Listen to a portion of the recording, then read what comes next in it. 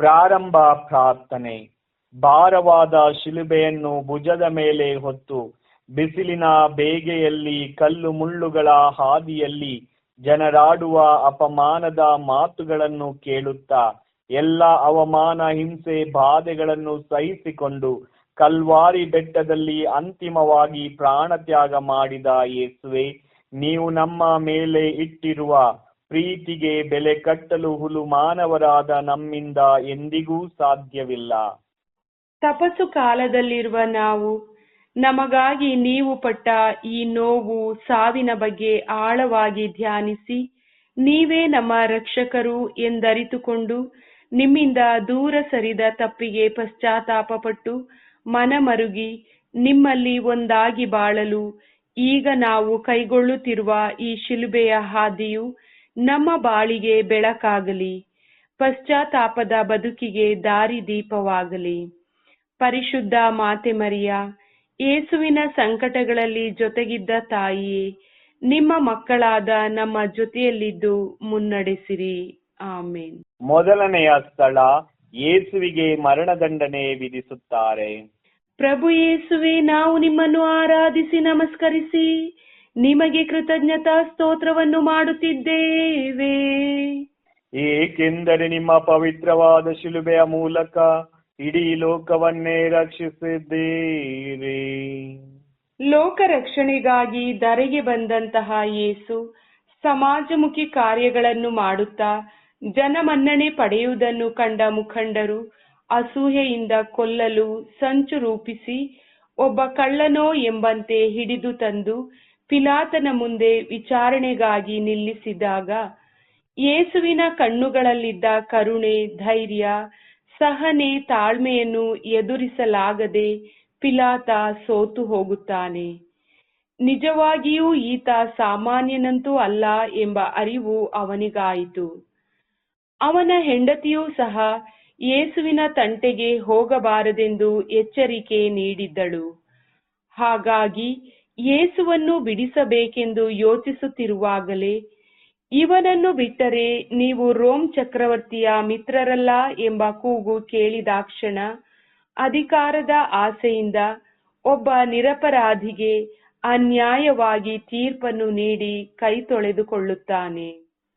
ಪ್ರಿಯ ಯೇಸುವೆ, ನಾವು ಸಹ ನಮ್ಮ ಸ್ವಂತ ಲಾಭಕ್ಕಾಗಿ ಇನ್ನೊಬ್ಬರ ಮೇಲೆ ತಪ್ಪು ಹೊರಿಸುತ್ತಾ ಸತ್ಯವನ್ನು ಮರೆಮಾಚಿ ನಾವೇ ನ್ಯಾಯಾಧೀಶರಂತೆ ವರ್ತಿಸಿ ನಮ್ಮ ನೆರೆಹೊರೆಯವರ ಮೇಲೆ ತೀರ್ಪು ನೀಡುತ್ತಿದ್ದೇವೆ. ಈ ನಮ್ಮ ಪಾಪವನ್ನು ಕ್ಷಮಿಸಿರಿ. ನಿಮ್ಮಲ್ಲಿ ಪೂರ್ಣ ವಿಶ್ವಾಸವಿಟ್ಟು ಬಾಳಲು ಕಲಿಸಿರಿ ಪ್ರಭುವೇ. ನಮ್ಮ ಮೇಲೆ ದಯೆ ತೋರಿ ಪ್ರಭು, ನಮ್ಮ ಮೇಲೆ ದಯೆ ತೋರಿ ಪ್ರಭು. ವಿಶ್ವಾಸಿಗಳ ಆತ್ಮಗಳು ಸರ್ವೇಶ್ವರನ ಕೃಪೆಯಿಂದ ಸಮಾಧಾನದಲ್ಲಿ ವಿಶ್ರಮಿಸಲಿ. ಆಮೆನ್. ಎರಡನೆಯ ಸ್ಥಳ, ಯೇಸು ಶಿಲುಬೆಯನ್ನು ಹೊತ್ತುಕೊಳ್ಳುತ್ತಾರೆ. ಪ್ರಭು ಯೇಸುವೆ, ನಾವು ನಿಮ್ಮನ್ನು ಆರಾಧಿಸಿ ನಮಸ್ಕರಿಸಿ ನಿಮಗೆ ಕೃತಜ್ಞತಾ ಸ್ತೋತ್ರವನ್ನು ಮಾಡುತ್ತಿದ್ದೇವೆ. ಏಕೆಂದರೆ ನಿಮ್ಮ ಪವಿತ್ರವಾದ ಶಿಲುಬೆಯಿಂದ ಇಡೀ ಲೋಕವನ್ನೇ ರಕ್ಷಿಸಿದ್ದೀರಿ. ಅಂದಿನ ಯಹೂದ್ಯ ಸಮಾಜದಲ್ಲಿ ಮರಣದಂಡನೆಯ ತೀರ್ಪು ಪಡೆದ ಅಪರಾಧಿಯು ತನಗಾಗಿ ಸಿದ್ಧ ಮಾಡಿದ ಭಾರವಾದ ಶಿಲುಬೆಯನ್ನು ತಾನೇ ಹೊತ್ತುಕೊಂಡು ದೂರದ ಕಲ್ವಾರಿ ಬೆಟ್ಟಕ್ಕೆ ಸಾಗಬೇಕೆಂಬುದು ಒಂದು ಅಲಿಖಿತ ನಿಯಮವಾಗಿತ್ತು. ಯೇಸು ಅಪರಾಧಿಯಲ್ಲದಿದ್ದರೂ ಅಪರಾಧಿಯೆಂದು ಆಗಲೇ ತೀರ್ಪು ನೀಡಿ ಆಗಿತ್ತು. ಆಗ ಭಾರವಾದ ಶಿಲುಬೆಯನ್ನು ತಂದು ಭುಜದ ಮೇಲೆ ಇಡುವಾಗ ಲೋಕದ ರೀತಿ ನೀತಿಗೆ ತುಂಬಾ ನೊಂದುಕೊಳ್ಳುತ್ತಾರೆ. ನಾನೇಕೆ ಹೊರಬೇಕೆಂದು ವಿರೋಧಿಸಬಹುದಾಗಿತ್ತು, ಅಥವಾ ತಂದೆಯನ್ನು ಬೇಡಿ ಶಿಲುಬೆಯ ಭಾರವನ್ನು ಹಗುರಗೊಳಿಸುವಂತೆ ಕೇಳಬಹುದಿತ್ತು. ಆದರೆ ಯೇಸು ಮೌನವಾಗಿ ಶಿಲುಬೆಯನ್ನೊಮ್ಮೆ ನೋಡಿ ಪ್ರೀತಿಯಿಂದ ಅಪ್ಪಿಕೊಂಡು ಹೊತ್ತು ಹೆಜ್ಜೆ ಇಡುತ್ತಾರೆ. ಪ್ರಿಯ ಯೇಸುವೆ, ನಮ್ಮ ಜೀವನದ ಪ್ರತಿ ಹಂತದಲ್ಲೂ ಎದುರಾಗುವ ಶಿಲುಬೆಗಳನ್ನು ತಾಳ್ಮೆಯಿಂದ ಹೊತ್ತು ಹತಾಶರಾಗದೆ ನಿಮ್ಮಲ್ಲಿ ವಿಶ್ವಾಸವಿಟ್ಟು ಮುಂದೆ ಸಾಗಲು ಕಲಿಸಿರಿ ಪ್ರಭುವೇ. ನಮ್ಮ ಮೇಲೆ ದಯೆ ತೋರಿ ಪ್ರಭು. ನಮ್ಮ ಮೇಲೆ ದಯೆ ತೋರಿ ಪ್ರಭು. ವಿಶ್ವಾಸಿಗಳ ಆತ್ಮಗಳು ಸರ್ವೇಶ್ವರನ ಕೃಪೆಯಿಂದ ಸಮಾಧಾನದಲ್ಲಿ ವಿಶ್ರಮಿಸಲಿ. ಆಮೆನ್. 4ನೆಯ ಸ್ಥಳ, ಯೇಸು ತಮ್ಮ ತಾಯಿಯನ್ನು ಎದುರುಗೊಳ್ಳುತ್ತಾರೆ. ಪ್ರಭು ಯೇಸುವೆ, ನಾವು ನಿಮ್ಮನ್ನು ಆರಾಧಿಸಿ ನಮಸ್ಕರಿಸಿ ನಿಮಗೆ ಕೃತಜ್ಞತಾ ಸ್ತೋತ್ರವನ್ನು ಮಾಡುತ್ತಿದ್ದೇವೆ. ಏಕೆಂದರೆ ನಿಮ್ಮ ಪವಿತ್ರವಾದ ಶಿಲುಬೆಯಿಂದ ಇಡೀ ಲೋಕವನ್ನೇ ರಕ್ಷಿಸಿದ್ದೀರಿ. ಮೊದಲ ಸಲ ನೆಲಕ್ಕೆ ಬಿದ್ದಾಗಲೇ ತನಗೆ ಸಂತೈಸಲು ಯಾರೂ ಇಲ್ಲವೇ, ಮೇಲೇಳಿಸಲು ಯಾರಾದರೂ ಬರಬಾರದೆ ಎಂದು ಯೇಸು ನಿರೀಕ್ಷಿಸಿ ನಿರಾಸೆ ಹೊಂದಿದ್ದರು. ಆ ನಿರಾಶಾ ಭಾವದಿಂದ ಶಿಲುಬೆ ಹೊತ್ತು ಸಾಗುತ್ತಿರುವಾಗ ತನ್ನ ಪ್ರೀತಿಯ ಅಮ್ಮ ಎದುರು ಬರುವುದನ್ನು ಕಂಡು ಜೀವ ಬಂದಂತಾಯಿತು. ಮಾತೆ ಮಗನನ್ನು ಕಂಡು ಮರುಕ ಪಡುತ್ತಾರೆ, ಮೈದಡವುತ್ತಾರೆ. ಯೇಸುವಿಗೆ ಹೊಸ ಶಕ್ತಿ ತನ್ನ ದೇಹದಲ್ಲಿ ಹರಿದಂತಾಯಿತು. ಮಗನೇ, ತಂದೆಯ ಚಿತ್ತ ಏನೆನ್ನುತ್ತಿದೆಯಲ್ಲ, ಇದೇ ಏನು ತಂದೆಯ ಚಿತ್ತ ಎಂದು ಕೇಳಿರಬೇಕು. ಯಾವ ತಾಯಿ ತನ್ನ ಮಗ ಈ ರೀತಿ ಯಾತನೆ ಪಡುವುದನ್ನು ಸಹಿಸುತ್ತಾಳೆ? ಮಗನೇ, ಇದೆಲ್ಲವನ್ನು ಸಹಿಸುವ ಶಕ್ತಿಯನ್ನು ಆ ತಂದೆಯೇ ನಿನಗೆ ಅನುಗ್ರಹಿಸಲಿ. ಏನೇ ಆಗಲಿ ಮಗನೇ, ನಿನ್ನೊಂದಿಗೆ ನಾ ಸಾಗಿ ಬರುವೆ ಎಂದು ಧೈರ್ಯ ತುಂಬುತ್ತಾರೆ. ಪ್ರೀತಿಯ ಅಮ್ಮ, ನಾವು ಕೂಡ ಜೀವನದಲ್ಲಿ ಹತಾಶರಾಗಿ ಯಾರಿಲ್ಲವೆಂದು ನಿರಾಶಾ ಭಾವದಿಂದಿರುವಾಗ ನೀವು ನಮ್ಮ ಮೈದಡವಿ ನಮ್ಮೊಂದಿಗೆ ಇದ್ದು ನಿಮ್ಮ ಪುತ್ರನೆಡೆಗೆ ಸಾಗಲು ನೆರವು ನೀಡಿರಿ ತಾಯಿಯೇ. ನಮ್ಮ ಮೇಲೆ ದಯೆ ತೋರಿ ಪ್ರಭು. ನಮ್ಮ ಮೇಲೆ ದಯೆ ತೋರಿ ಪ್ರಭು. ವಿಶ್ವಾಸಿಗಳ ಆತ್ಮಗಳು ಸರ್ವೇಶ್ವರನ ಕೃಪೆಯಿಂದ ಸಮಾಧಾನದಲ್ಲಿ ವಿಶ್ರಮಿಸಲಿ. ಆಮೆನ್. 5ನೆಯ ಸ್ಥಳ, ಸೀಮೋನನು ನೆರವು ನೀಡುತ್ತಾನೆ. ಪ್ರಭು ಯೇಸುವೆ, ನಾವು ನಿಮ್ಮನ್ನು ಆರಾಧಿಸಿ ನಮಸ್ಕರಿಸಿ ನಿಮಗೆ ಕೃತಜ್ಞತಾ ಸ್ತೋತ್ರವನ್ನು ಮಾಡುತ್ತಿದ್ದೇವೆ. ಏಕೆಂದರೆ ನಿಮ್ಮ ಪವಿತ್ರ ಶಿಲುಬೆಯ ಮೂಲಕ ಇಡೀ ಲೋಕವನ್ನೇ ರಕ್ಷಿಸಿದ್ದೀರಿ. ತನ್ನ ಪ್ರೀತಿಯ ಅಮ್ಮನನ್ನು ಬೀಳ್ಕೊಟ್ಟು ಮುಂದೆ ಸಾಗುವಾಗ ಶಿಲುಬೆ ಅಧಿಕ ಭಾರವಾಗಿ ಅತ್ತಿತ್ತ ತೂರಾಡುತ್ತಿರುವಾಗ ಈತ ಮತ್ತೆಲ್ಲಿ ನೆಲಕ್ಕೆ ಬೀಳುವನೋ ಎಂದು ಸೈನಿಕರು ಅತ್ತಿತ್ತ ನೋಡಿ ದೂರದಲ್ಲಿ ಬರುತ್ತಿದ್ದ ಒಬ್ಬ ವ್ಯಕ್ತಿಯನ್ನು ಕಂಡು ಅವನು ತಮ್ಮನ್ನು ವಿರೋಧಿಸಲಾರನೆಂದರಿತು ಅವನನ್ನು ಎಳೆದು ತಂದು ಯೇಸುವಿನ ಶಿಲುಬೆ ಹೊರುವಂತೆ ಮಾಡುತ್ತಾರೆ. ಈಗಾಗಲೇ ಹೆದರಿದ್ದ ಸೀಮೋನ ವಿರೋಧಿಸಿದರೆ ತನಗಿನ್ನೂ ಉಳಿಗಾಲವಿಲ್ಲ ಎಂದರಿತು ಇಷ್ಟವಿಲ್ಲದಿದ್ದರೂ ಒಲ್ಲದ ಮನಸ್ಸಿನಿಂದ ಯೇಸುವಿನ ಭಾರಕ್ಕೆ ಹೆಗಲು ನೀಡುತ್ತಾನೆ. ತನ್ನ ಕಷ್ಟದಲ್ಲಿ ನೆರವಾಗಲು ಬಂದ ಆತನ ಹೆಗಲ ಮೇಲೆ ತನ್ನ ಕೈಗಳನ್ನಿಟ್ಟಾಗ ಸೀಮೋನನಿಗೆ ಆತ್ಮೀಯತೆಯ, ಕರುಣೆ, ಪ್ರೀತಿಯ ಅನುಭವವಾಯಿತು. ಮನ ಪರಿವರ್ತಿತನಾಗಿ ಸಂತೋಷದಿಂದ ಶಿಲುಬೆ ಹೊತ್ತು ಯೇಸುವಿನೊಂದಿಗೆ ಹೆಜ್ಜೆ ಹಾಕಲು ಆರಂಭಿಸುತ್ತಾನೆ. ರಕ್ಷಣಾ ಚರಿತ್ರೆಯಲ್ಲಿ ಸೀಮೋನ ಶಾಶ್ವತ ಸ್ಥಾನ ಪಡೆದುಕೊಳ್ಳುತ್ತಾನೆ. ಪ್ರಭು ಯೇಸುವೆ, ಕಷ್ಟದಲ್ಲಿರುವವರಿಗೆ ನೆರವು ನೀಡಲು ಸದಾ ಮುಂದೆ ಬರುವ ಮನಸ್ಸನ್ನು ಅನುಗ್ರಹಿಸಿರಿ. ನೀಡುವ ಸೇವೆಯನ್ನು ನಗುನಗುತ್ತಾ ನೀಡಲು ನಮ್ಮನ್ನು ಹರಸಿರಿ ಪ್ರಭುವೇ. ನಮ್ಮ ಮೇಲೆ ದಯೆ ತೋರಿ ಪ್ರಭು. ನಮ್ಮ ಮೇಲೆ ದಯೆ ತೋರಿ ಪ್ರಭು. ವಿಶ್ವಾಸಿಗಳ ಆತ್ಮಗಳು ಸರ್ವೇಶ್ವರನ ಕೃಪೆಯಿಂದ ಸಮಾಧಾನದಲ್ಲಿ ವಿಶ್ರಮಿಸಲಿ. ಆಮೆನ್. 6ನೆಯ ಸ್ಥಳ, ವೆರೋನಿಕಾ ಯೇಸುವಿನ ಮುಖ ಒರೆಸುತ್ತಾಳೆ. ಪ್ರಭು ಯೇಸುವೆ, ನಾವು ನಿಮ್ಮನ್ನು ಆರಾಧಿಸಿ ನಮಸ್ಕರಿಸಿ ನಿಮಗೆ ಕೃತಜ್ಞತಾ ಸ್ತೋತ್ರವನ್ನು ಮಾಡುತ್ತಿದ್ದೇವೆ. ಏಕೆಂದರೆ ನಿಮ್ಮ ಪವಿತ್ರವಾದ ಶಿಲುಬೆಯಿಂದ ಇಡೀ ಲೋಕವನ್ನೇ ರಕ್ಷಿಸಿದ್ದೀರಿ. ಸೀಮೋನ ಶಿಲುಬೆಯ ಹಾದಿಯಲ್ಲಿ ಕೊಂಚ ಭಾರ ಹೊತ್ತು ಯೇಸುವಿಗೆ ಸ್ವಲ್ಪ ವಿಶ್ರಾಂತಿ ನೀಡಿ ಮುಂದೆ ಸಾಗಿ ಹೋಗಿದ್ದ. ಮತ್ತೆ ಶಿಲುಬೆ ಯೇಸುವಿನ ಭುಜವನ್ನು ಅಲಂಕರಿಸಿತ್ತು. ತಲೆ ಎತ್ತಿ ನೋಡುತ್ತಾರೆ, ಮುಂದೆ ಏನೂ ಕಾಣದಾಗಿದೆ. ಎಲ್ಲವೂ ಮುಸುಕುಮಯ.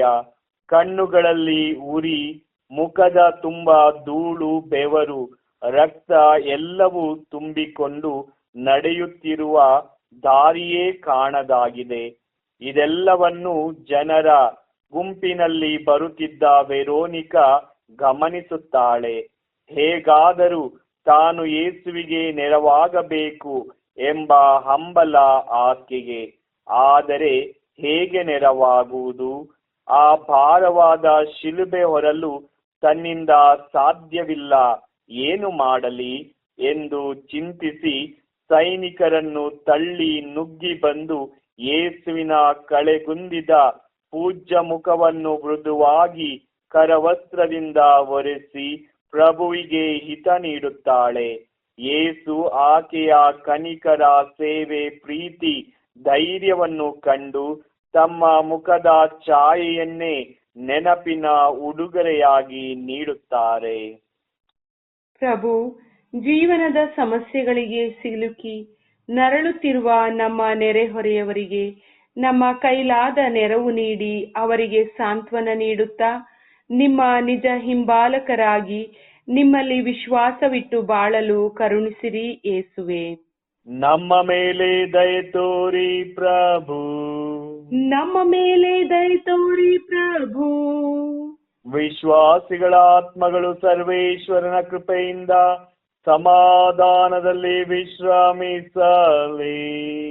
ಆಮೆನ್.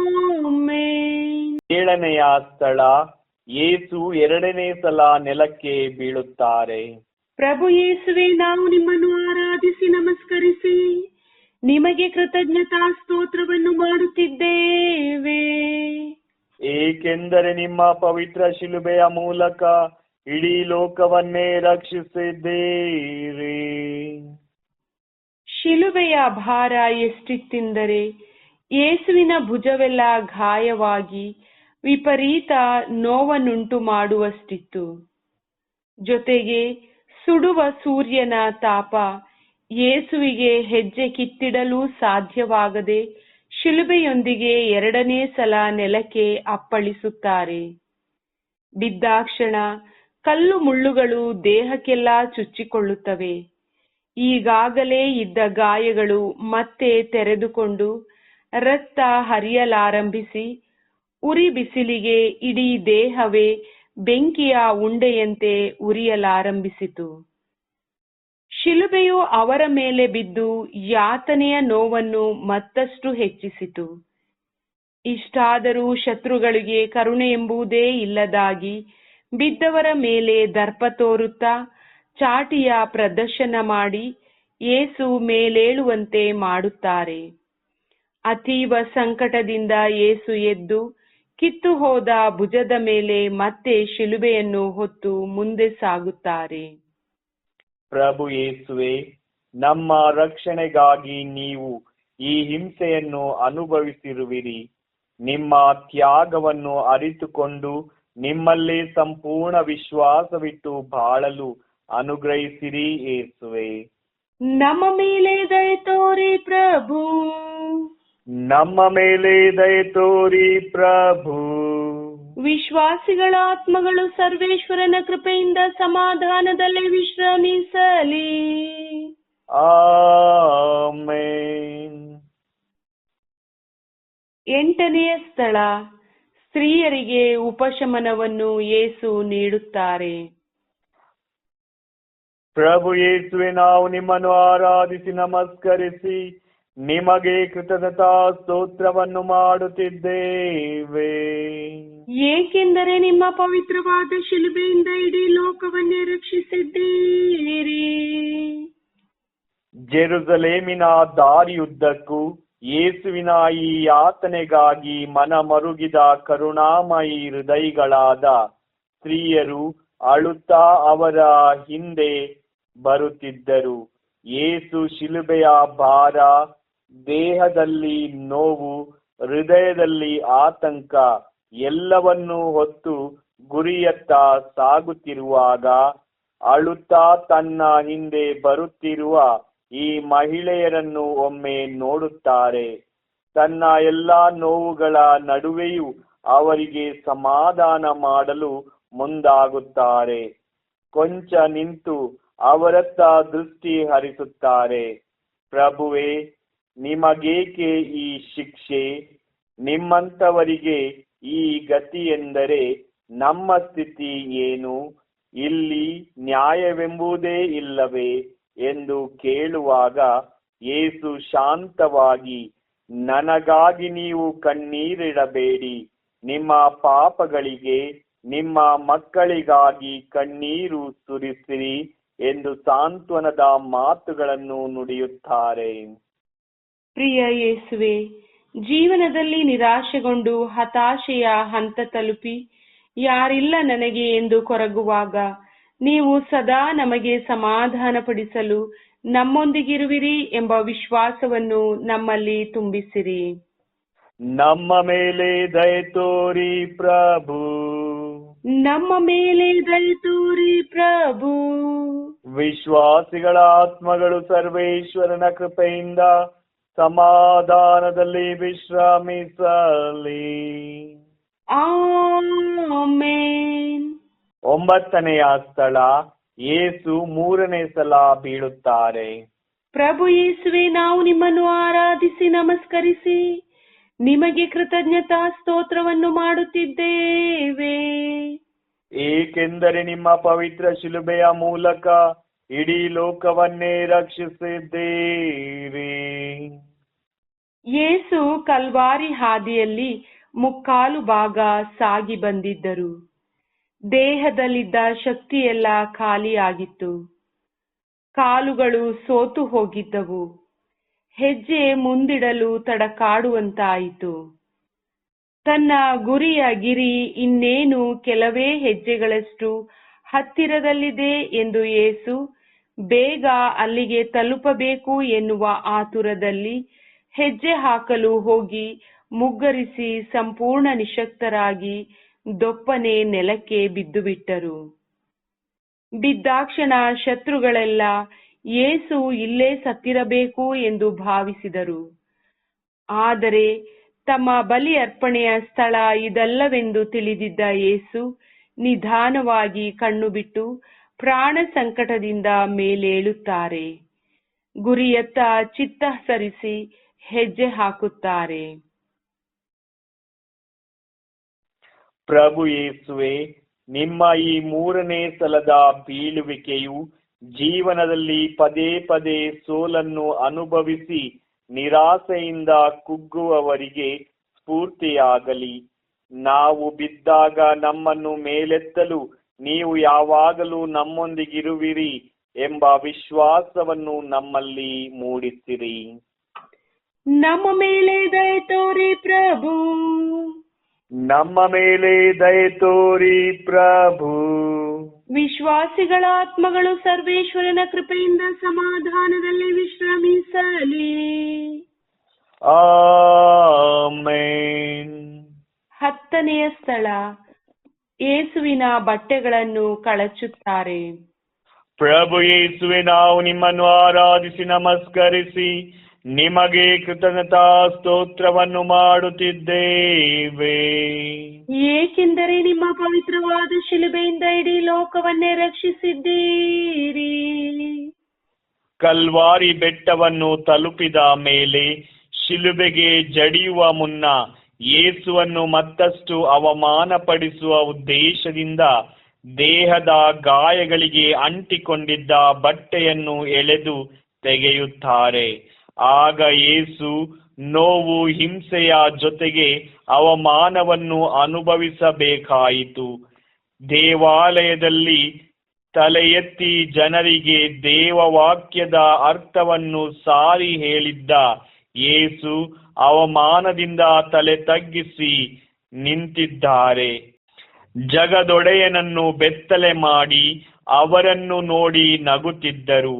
ಗೌರವ, ಮಾನ, ಮರ್ಯಾದೆಯ ಸಂಕೇತವಾದ ಬಟ್ಟೆಯನ್ನು ಕಳಚಿ ನಗ್ನರನ್ನಾಗಿಸಿ ತಮ್ಮ ವಿಕೃತ ಮನಸ್ಥಿತಿಗೆ ಕಾರಣರಾದರು. ಪ್ರಭು ಯೇಸುವೆ, ನಾವು ಸಹ ಅನ್ಯಾಯವಾಗಿ ಅಪಮಾನ ಸಹಿಸಬೇಕಾದ ಸ್ಥಿತಿಯಲ್ಲಿ ನೀವು ನಮ್ಮೊಂದಿಗಿರುವಿರಿ ಎಂಬ ವಿಶ್ವಾಸವನ್ನು ತುಂಬಿಸಿರಿ ಪ್ರಭುವೆ. ನಮ್ಮ ಮೇಲೆ ದಯೆ ತೋರಿ ಪ್ರಭು. ನಮ್ಮ ಮೇಲೆ ದಯೆ ತೋರಿ ಪ್ರಭು. ವಿಶ್ವಾಸಿಗಳ ಆತ್ಮಗಳು ಸರ್ವೇಶ್ವರನ ಕೃಪೆಯಿಂದ ಸಮಾಧಾನದಲ್ಲಿ ವಿಶ್ರಮಿಸಲಿ. ಆಮೆನ್. 11ನೆಯ ಸ್ಥಳ, ಯೇಸುವನ್ನು ಶಿಲುಬೆಗೆ ಜಡಿಯುತ್ತಾರೆ. ಪ್ರಭು ಯೇಸುವೆ, ನಾವು ನಿಮ್ಮನ್ನು ಆರಾಧಿಸಿ ನಮಸ್ಕರಿಸಿ ನಿಮಗೆ ಕೃತಜ್ಞತಾ ಸ್ತೋತ್ರವನ್ನು ಮಾಡುತ್ತಿದ್ದೇವೆ. ಏಕೆಂದರೆ ನಿಮ್ಮ ಪವಿತ್ರವಾದ ಶಿಲುಬೆಯ ಮೂಲಕ ಇಡೀ ಲೋಕವನ್ನೇ ರಕ್ಷಿಸಿದ್ದೀರಿ. ಯೇಸುವಿನ ಬಟ್ಟೆಗಳನ್ನು ಕಳಚಿ ಅವಮಾನ ಮಾಡಿದ ನಂತರ ಅಂತಿಮ ಘಟ್ಟವಾಗಿ ಅವರನ್ನು ಎಳೆದು ಶಿಲುಬೆಯ ಮೇಲೆ ಅಂಗಾತ ಮಲಗಿಸಿ ಕೈ ಕಾಲುಗಳಿಗೆ ದೊಡ್ಡ ದೊಡ್ಡ ಮೊಳೆಗಳಿಂದ ಶಿಲುಬೆಗೆ ಸುತ್ತಿಗೆಯಿಂದ ಹೊಡೆಯುವಾಗ ಯೇಸು ನಿಶಕ್ತರಾಗಿ ನಿಸ್ಸಹಾಯಕರಾಗಿ ಒದ್ದಾಡುತ್ತಾರೆ, ಕಣ್ಣೀರು ಹರಿಸುತ್ತಾರೆ, ನಾ ಸಹಿಸಲಾರೆ ಎಂದು ಕೂಗುತ್ತಾರೆ. ಆದರೆ ಇದ್ಯಾವುದು ಕಟುಕರ ಕಿವಿಗೆ ಬೀಳುವುದಿಲ್ಲ, ಮನ ಕರಗುವುದಿಲ್ಲ. ಕನಿಕರಿಸುವ ಬದಲು ಸುತ್ತಿಗೆಯ ಶಬ್ದ ಮತ್ತಷ್ಟು ಜೋರಾಗಿ ಮಾರ್ಧನಿಸುವಂತೆ ಮಾಡುತ್ತಾರೆ. 33 ವರ್ಷದ ಯೇಸುವನ್ನು 3 ಮೊಳೆಗಳಲ್ಲಿ ಶಿಲುಬೆಗೆ ಜಡಿದು ಬಿಡುತ್ತಾರೆ. ಪ್ರಭು ಯೇಸುವೆ, ನೀವು ನಮ್ಮ ಮೇಲಿನ ಪ್ರೀತಿಗಾಗಿ ಶಿಲುಬೆಯಲ್ಲಿ ಬಂದಿಯಾದಿರಿ. ಈ ನಿಮ್ಮ ನಿರ್ಮಲ ಪ್ರೀತಿಯ ಆಳವನ್ನು ಅರಿತು ನಿಮ್ಮಲ್ಲಿ ವಿಶ್ವಾಸವಿಟ್ಟು ಬಾಳಲು ಕಲಿಸಿರಿ. ನಮ್ಮ ಮೇಲೆ ದಯೆ ತೋರಿ ಪ್ರಭು. ನಮ್ಮ ಮೇಲೆ ದಯೆ ತೋರಿ ಪ್ರಭು. ವಿಶ್ವಾಸಿಗಳ ಆತ್ಮಗಳು ಸರ್ವೇಶ್ವರನ ಕೃಪೆಯಿಂದ ಸಮಾಧಾನದಲ್ಲಿ ವಿಶ್ರಮಿಸಲಿ. ಆಮೆನ್. 12ನೆಯ ಸ್ಥಳ, ಶಿಲುಬೆಯಲ್ಲಿ ಯೇಸು ಪ್ರಾಣತ್ಯಾಗ ಮಾಡುತ್ತಾರೆ. ಪ್ರಭು ಯೇಸುವೆ, ನಾವು ನಿಮ್ಮನ್ನು ಆರಾಧಿಸಿ ನಮಸ್ಕರಿಸಿ ನಿಮಗೆ ಕೃತಜ್ಞತಾ ಸ್ತೋತ್ರವನ್ನು ಮಾಡುತ್ತಿದ್ದೇವೆ. ಏಕೆಂದರೆ ನಿಮ್ಮ ಪವಿತ್ರವಾದ ಶಿಲುಬೆಯಿಂದ ಇಡೀ ಲೋಕವನ್ನೇ ರಕ್ಷಿಸಿದ್ದೀರಿ. ಕೇವಲ 3 ಮೊಳೆಗಳಲ್ಲಿ ಯೇಸುವನ್ನು ಶಿಲುಬೆಗೆ ಜಡಿದು ಬೆಟ್ಟದ ಮೇಲೆ ಎತ್ತಿ ನಿಲ್ಲಿಸಿದಾಗ ಯೇಸು ಪ್ರಾಣ ಸಂಕಟದಿಂದ ನರಳಾಡತೊಡಗಿದರು. ತಲೆಬಾಗಿ ಶಿಲುಬೆಯ ಬುಡದಲ್ಲಿ ಅತೀವ ದುಃಖದಿಂದ ನಿಂತಿದ್ದ ತನ್ನ ತಾಯಿ ಹಾಗೂ ಪ್ರೀತಿಯ ಶಿಷ್ಯನನ್ನು ಕಷ್ಟಪಟ್ಟು ಕೊನೆಯ ಬಾರಿಗೆ ನೋಡುತ್ತಾರೆ. ಅಮ್ಮ, ಇದೇ ನನ್ನ ಕೊನೆ. ನಾನು ನನ್ನ ಪಿತನಲ್ಲಿಗೆ ಹೋಗುವ ಸಮಯ ಬಂದಾಗಿದೆ. ಇಗೋ ನಿನ್ನ ಮಗ, ಇಗೋ ನಿನ್ನ ತಾಯಿ ಎಂದು ಒಪ್ಪಿಸಿಕೊಟ್ಟರು. ಅಪ್ಪ, ಪಿತನೇ, ಇಗೋ ನನ್ನ ಆತ್ಮವನ್ನು ನಿಮಗೆ ಅರ್ಪಿಸುತ್ತಿದ್ದೇನೆ ಎಂದು ಹೇಳಿ ಪ್ರಾಣ ಸಮರ್ಪಣೆ ಮಾಡುತ್ತಾರೆ. ಇಡೀ ಪ್ರಕೃತಿಗೆ ಶೋಕದ ಛಾಯೆ ಆವರಿಸಿಕೊಂಡು ಮಂಕಾಗುತ್ತದೆ. ಯೇಸು ಎಲ್ಲರ ಒಳಿತಿಗಾಗಿ ತಮ್ಮನ್ನೇ ಶಿಲುಬೆಯಲ್ಲಿ ಸಮರ್ಪಿಸಿಕೊಂಡರು. ಪ್ರಭು ಯೇಸುವೆ, ನಮ್ಮ ರಕ್ಷಣೆಗಾಗಿ ನಿಮ್ಮ ಪ್ರಾಣವನ್ನೇ ನೀಡಿದಿರಿ. ಶಿಲುಬೆಯ ಮೇಲೆ ಅಪಾರವಾಗಿ ನಿಮ್ಮ ಕರಗಳನ್ನು ಚಾಚಿದಿರಿ. ಈ ನಿಮ್ಮ ತ್ಯಾಗವನ್ನು ಅರಿತುಕೊಂಡು ನಿಮ್ಮಿಂದ ದೂರವಾಗದೆ ನಿಮ್ಮಲ್ಲಿ ವಿಶ್ವಾಸವಿಟ್ಟು ಬಾಳಲು ಹರಸಿರಿ. ನಮ್ಮ ಮೇಲೆ ದಯೆ ತೋರಿ ಪ್ರಭು. ನಮ್ಮ ಮೇಲೆ ದಯೆ ತೋರಿ ಪ್ರಭು. ವಿಶ್ವಾಸಿಗಳ ಆತ್ಮಗಳು ಸರ್ವೇಶ್ವರನ ಕೃಪೆಯಿಂದ ಸಮಾಧಾನದಲ್ಲಿ ವಿಶ್ರಮಿಸಲಿ. ಆಮೆನ್. 13ನೆಯ ಸ್ಥಳ, ಮಾತೆಯ ಮಡಿಲಲ್ಲಿ ಮೃತ ದೇಹ. ಪ್ರಭು ಯೇಸುವೆ, ನಾವು ನಿಮ್ಮನ್ನು ಆರಾಧಿಸಿ ನಮಸ್ಕರಿಸಿ ನಿಮಗೆ ಕೃತಜ್ಞತಾ ಸ್ತೋತ್ರವನ್ನು ಮಾಡುತ್ತಿದ್ದೇವೆ. ಏಕೆಂದರೆ ನಿಮ್ಮ ಪವಿತ್ರ ಶಿಲುಬೆಯ ಮುಖಾಂತರ ಇಡೀ ಲೋಕವನ್ನೇ ರಕ್ಷಿಸಿದ್ದೀರಿ. ಶಿಲುಬೆಯ ಮೇಲೆ ಮರಣ ಹೊಂದಿದ ಯೇಸುವಿನ ಶರೀರವನ್ನು ಅಲ್ಲೇ ಬಿಡುವುದು ಸರಿಯಲ್ಲ ಎಂದರಿತು ಶಿಲುಬೆಯಿಂದ ಕೆಳಗಿಳಿಸಿ ತಾಯಿಯ ಮಡಿಲಲ್ಲಿ ಇಡುವಾಗ ಆ ತಾಯಿ ನಿರ್ಜೀವ ದೇಹವನ್ನು ಮಡಿಲಲ್ಲಿ ಸ್ವೀಕರಿಸಿ ಪ್ರಪಂಚವೇ ಖಾಲಿಯಾದಂತೆ ರೋಧಿಸುತ್ತಾರೆ. ತನ್ನ ಮಗನ ಮಹತ್ ಕಾರ್ಯಗಳನ್ನು ಕಂಡು ಆನಂದಿಸಬೇಕಾಗಿದ್ದ ತಾನು ಇಂದು ಜೀವವಿಲ್ಲದ ಮಗನ ಶರೀರವನ್ನು ಮಡಿಲಿನಲ್ಲಿ ಹೊತ್ತುಕೊಂಡು ಕುಳಿತಿರುವೆನಲ್ಲ, ಇದೆಂತಹ ಪರಿಸ್ಥಿತಿ! ನಿಜವಾಗಿಯೂ ಆಕೆಯ ಹೃದಯವನ್ನು ದುಃಖಕರವಾದ ಅಲಗೊಂದು ಬಲು ಆಳವಾಗಿಯೇ ತಿವಿದಿತ್ತು. ಕೊನೆಯ ಸಲ ಮಗನ ಶರೀರವನ್ನು ತನ್ನ ಮಡಿಲಲ್ಲಿ ಅಪ್ಪಿ ಗೋಳಿಡುತ್ತಾರೆ. ಊರೂರು ಸುತ್ತಿ ಬೋಧನೆ ಮಾಡುತ್ತಿದ್ದ ಮಗ ಎಂದೂ ವಿಶ್ರಾಂತಿ ಪಡೆದಿರಲಿಲ್ಲ. ಆದರೆ ಈಗ ದೀರ್ಘವಾಗಿ ಶಾಂತಚಿತ್ತರಾಗಿ ವಿಶ್ರಾಂತಿ ಪಡೆಯಲು ತಾಯಿಯ ಮಡಿಲನ್ನು ಸೇರಿದ್ದಾರೆ. ಮಾತೆ ಮರಿಯಮ್ಮನವರೇ, ಮಗನ ಸಾವಿನಲ್ಲಿ ಸಹನೆಯನ್ನು ತೋರಿದ ನೀವು ನಮ್ಮ ಬಾಳ ಪಯಣದಲ್ಲಿ ನಮಗೂ ಸಹನೆಯನ್ನು ಕಲಿಸಿ ನಿಮ್ಮ ಮಗನಲ್ಲಿ ವಿಶ್ವಾಸವಿಟ್ಟು ಬಾಳಲು ಕಲಿಸಿರಿ ತಾಯಿ. ನಮ್ಮ ಮೇಲೆ ದಯೆ ತೋರಿ ಪ್ರಭು. ನಮ್ಮ ಮೇಲೆ ದಯೆ ತೋರಿ ಪ್ರಭು. ವಿಶ್ವಾಸಿಗಳ ಆತ್ಮಗಳು ಸರ್ವೇಶ್ವರನ ಕೃಪೆಯಿಂದ ಸಮಾಧಾನದಲ್ಲಿ ವಿಶ್ರಮಿಸಲಿ. ಆಮೆನ್. 14ನೆಯ ಸ್ಥಳ, ಯೇಸುವಿನ ಪಾರ್ಥಿವ ಶರೀರವನ್ನು ಭೂಸ್ಥಾಪನೆ ಮಾಡುತ್ತಾರೆ. ಪ್ರಭು ಯೇಸುವೆ, ನಾವು ನಿಮ್ಮನ್ನು ಆರಾಧಿಸಿ ನಮಸ್ಕರಿಸಿ ನಿಮಗೆ ಕೃತಜ್ಞತಾ ಸ್ತೋತ್ರವನ್ನು ಮಾಡುತ್ತಿದ್ದೇವೆ. ಏಕೆಂದರೆ ನಿಮ್ಮ ಪವಿತ್ರವಾದ ಶಿಲುಬೆಯಿಂದ ಇಡೀ ಲೋಕವನ್ನೇ ರಕ್ಷಿಸಿದ್ದೀರಿ. ಯೇಸುವಿನ ಮೃತ ಶರೀರವನ್ನು ಕಂಡು ಹತ್ತಿರದಲ್ಲಿದ್ದ ಆಪ್ತರು ಎಲ್ಲವೂ ಮುಗಿದು ಹೋಯಿತು, ಇನ್ನು ತಮಗಾರು ದಿಕ್ಕು ಎಂದು ಚಿಂತಿಸುತ್ತಾರೆ.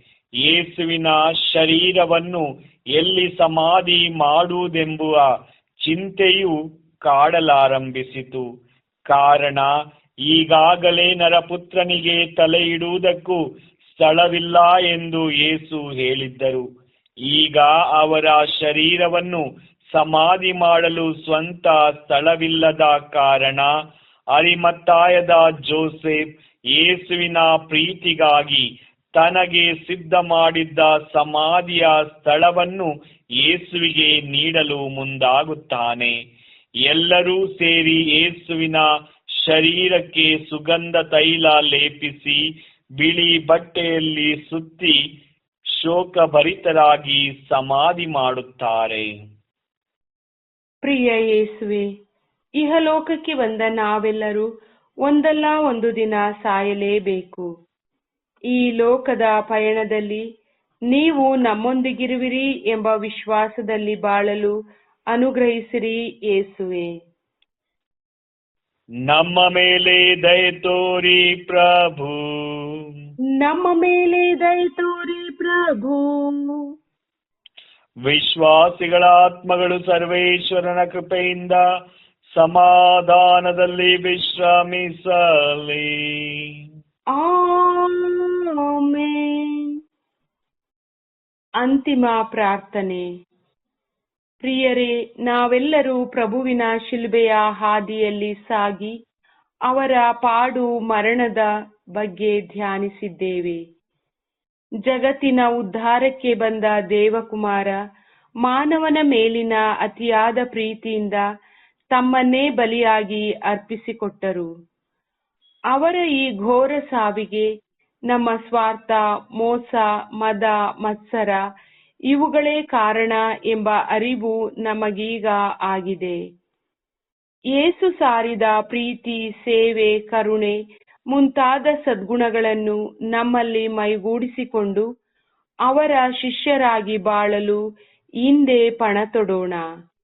ಈ ಹಾದಿಯಲ್ಲಿ ಮಾತೆ ಸದಾ ನಮ್ಮ ಜೊತೆಗೇ ಇದ್ದು ಮುನ್ನಡೆಸಲಿ. ಆಮೇನ್. ಜಗದ್ಗುರುಗಳ ಅಭಿಪ್ರಾಯಕ್ಕಾಗಿ ಹಾಗೂ ಮಧ್ಯಪ್ರಾಚ್ಯದ ಯುದ್ಧದಲ್ಲಿ ಸಾವನ್ನಪ್ಪಿದ ಎಲ್ಲ ಮೃತರ ಆತ್ಮಶಾಂತಿಗಾಗಿ ಪ್ರಾರ್ಥಿಸೋಣ. ಸ್ವರ್ಗದಲ್ಲಿರುವ ನಮ್ಮ ತಂದೆ, ನಿಮ್ಮ ನಾಮ ಪೂಜಿತವಾಗಲಿ, ನಿಮ್ಮ ರಾಜ್ಯ ಬರಲಿ, ನಿಮ್ಮ ಚಿತ್ತ ಸ್ವರ್ಗದಲ್ಲಿ ನೆರವೇರುವ ಪ್ರಕಾರ ಭುವಿಯಲ್ಲಿಯೂ ನೆರವೇರಲಿ. ನಮ್ಮ ಅನುದಿನದ ಆಹಾರವನ್ನು ಇಂದು ನಮಗೆ ನೀಡಿರಿ. ನಮಗೆ ತಪ್ಪು ಮಾಡಿದವರನ್ನು ನಾವು ಕ್ಷಮಿಸುವ ಪ್ರಕಾರ ನಮ್ಮ ಪಾಪಗಳನ್ನು ಕ್ಷಮಿಸಿರಿ. ನಮ್ಮನ್ನು ಶೋಧನೆಗೆ ಒಳಪಡಿಸದೆ ಕೇಡಿನಿಂದ ನಮ್ಮನ್ನು ರಕ್ಷಿಸಿರಿ. ಆಮೇನ್. ನಮೋ ಮರಿಯ ಪ್ರಸಾದ ಪೂರ್ಣೆ, ಪ್ರಭು ನಿಮ್ಮೊಡನೆ ಇದ್ದಾರೆ. ಸ್ತ್ರೀಯರಲ್ಲಿ ನೀವು ಧನ್ಯರು ಮತ್ತು ನಿಮ್ಮ ಉದರದ ಫಲವಾದ ಯೇಸು ಧನ್ಯರು. ಪರಿಶುದ್ಧ ದೇವಮಾತೆ, ಪಾಪಿಗಳಾಗಿರುವ ನಮಗಾಗಿ ಈಗಲೂ ನಮ್ಮ ಮರಣದ ಸಮಯದಲ್ಲೂ ಪ್ರಾರ್ಥಿಸಿರಿ. ಆಮೇನ್. ಪಿತನಿಗೂ ಸುತನಿಗೂ ಮತ್ತು ಪವಿತ್ರಾತ್ಮರಿಗೂ ಮಹಿಮೆಯಾಗಲಿ. ಆದಿಯಲ್ಲಿ ಇದ್ದ ಹಾಗೆ ಈಗಲೂ ಯಾವಾಗಲೂ ಯುಗ ಯುಗಾಂತರಕ್ಕೂ ಆಮೇನ್. ಪುತ್ರರೊಡಗೂಡಿ ಹರಸೆಮ್ಮನು ತಾಯೇ, ಪವಿತ್ರ ಶಿಲುಬೆಯ ಗುರುತಿನ ಮೂಲಕ ನಮ್ಮ ವೈರಿಗಳಿಂದ ನಮ್ಮನ್ನು ರಕ್ಷಿಸಿರಿ. ನಮ್ಮ ಸರ್ವೇಶ್ವರ ಪಿತನ ಸುತನ ಮತ್ತು ಪವಿತ್ರಾತ್ಮರ ನಾಮದಲ್ಲಿ ಆಮೇನ್.